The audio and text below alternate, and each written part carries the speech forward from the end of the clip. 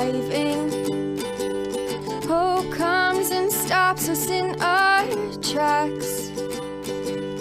Bravely we prove in our striving, trudging together each day. Where there's a will, there's a way. Good morning, everyone. Oh, here. There, that'll help. I usually don't have my microphone muted. So I was doing some testing last night with the Restream people. So I had it muted. Good Sunday morning, man. A good day to be sober. And I have no plans today. Meetings, cleaning, picking up, cleaning house, right? That's what Sundays are for.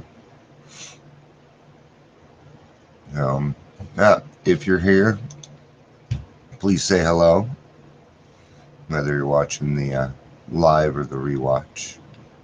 I do this every day. I try and come on about the same time, but good luck on that. Hopefully you get the notice that I am live. So let's get started today. And what we're going to do is we're going to talk about the step before the steps, which is the psychic change. So I wanted to read out of the doctor's opinion a little bit and talk about, why do we get into the program? Because we don't come in here in a good mood. All right, most people don't walk in happy, joyous, and free for their first time. It's kind of not really how the program works. Usually by the time you get to AA, things are pretty bad. And it's unlike any other disease that you're going to find out there. Yeah, and I wanted to cover something else too real quick.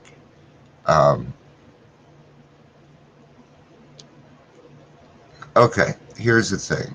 So for me anyway, this is kind of how I feel about it. Is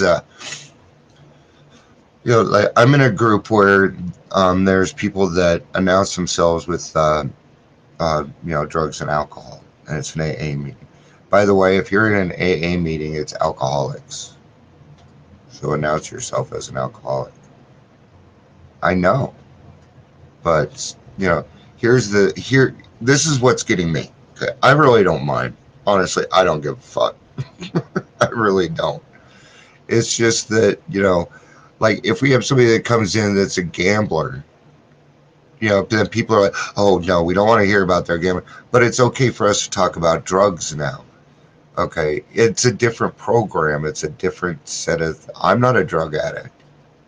I didn't go through that stuff. I decided to stay away from them. I don't understand something. I don't understand the whole Suboxone thing. I'm still learning on that, But how am I going to learn if I decide to turn people away? I want everybody to have a chance at recovery and sobriety from any of their addictions, man. No, don't make that your home group, man. You do have to, if you're a gambler, then find a Gamblers Anonymous meeting. A lot of people say, I just find my home in AA. A lot of people, that happens. I think it's great. But let's read it. Let's go over some doctor's opinion stuff here.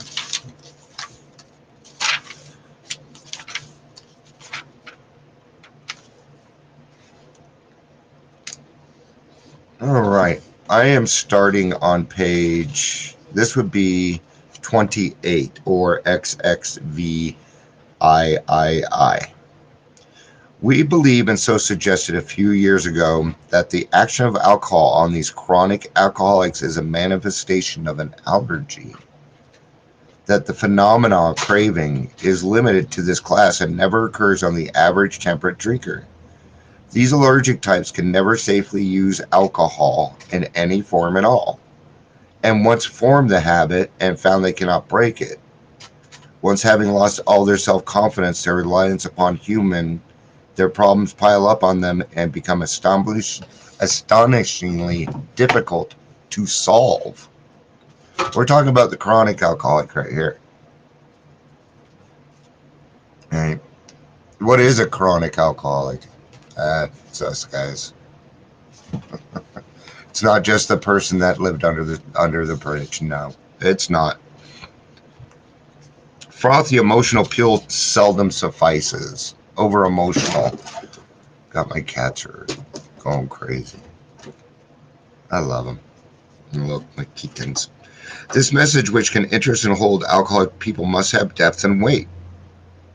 Yeah. In nearly all cases, their ideals must be grounded in power greater than themselves if they are to recreate their lives.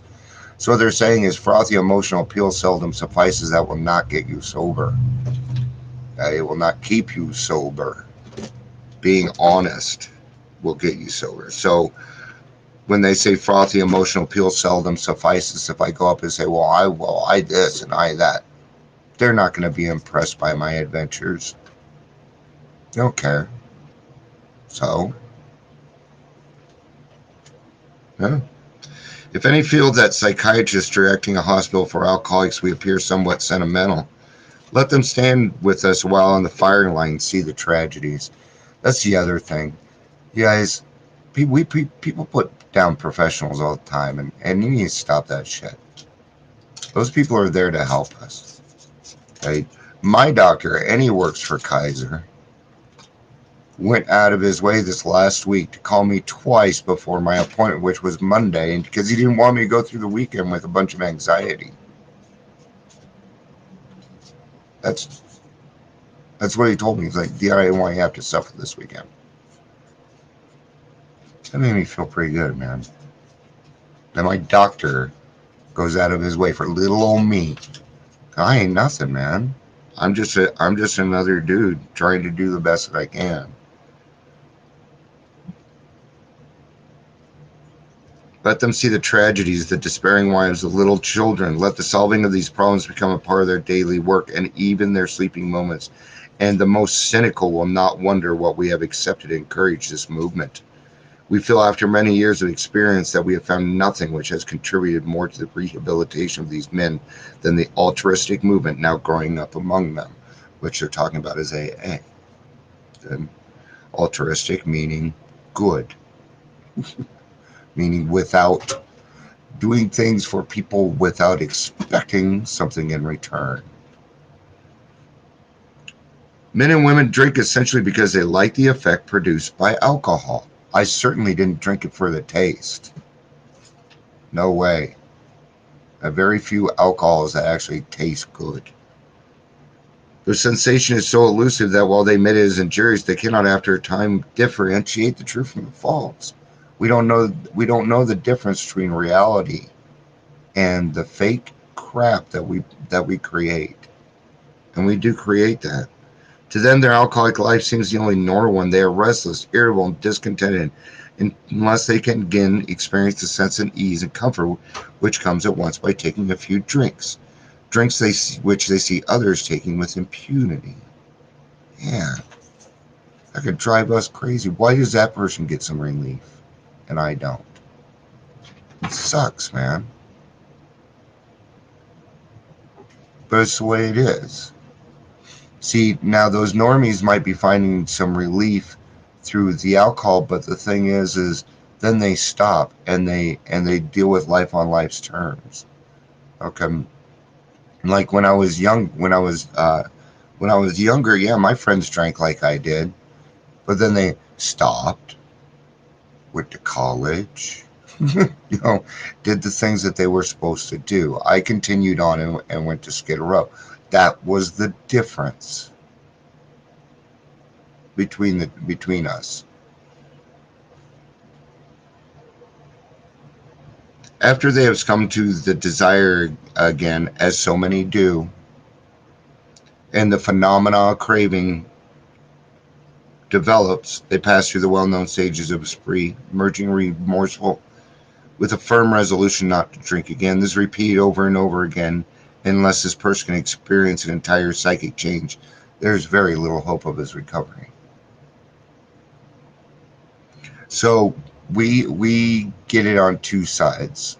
See, there's two types of addiction. There's mental addiction and there's physical addiction. Okay? Might as well put emotional in there too, but they kind of put mental and emotional together on that one because they do kind of tie into each other on that, because the crazies in here. So that does go together, right? And then we have that physical compulsion. A physical compulsion is just like you're standing waiting to get your groceries, you see the gum and you got it. Impulse buying. It's the same thing. Okay? That's why they put the shooters up front. It's impulse buying. Oh, I want to try that.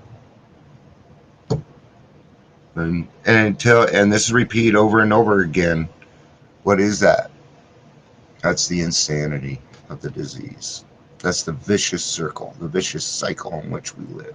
It just goes like this. And then it gets faster and faster.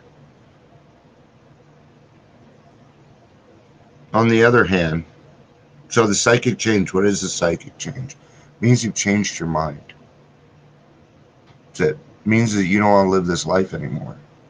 It means you're sick and tired of being sick and tired.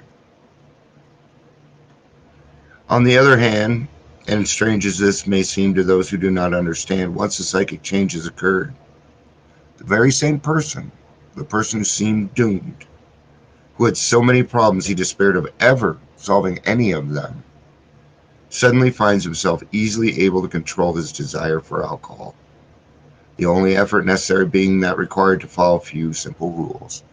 Now he's a doctor here, so there's some things he doesn't understand, like the desire to control his desire for alcohol. God does that portion for us. So, all right, guys, that's step before the steps.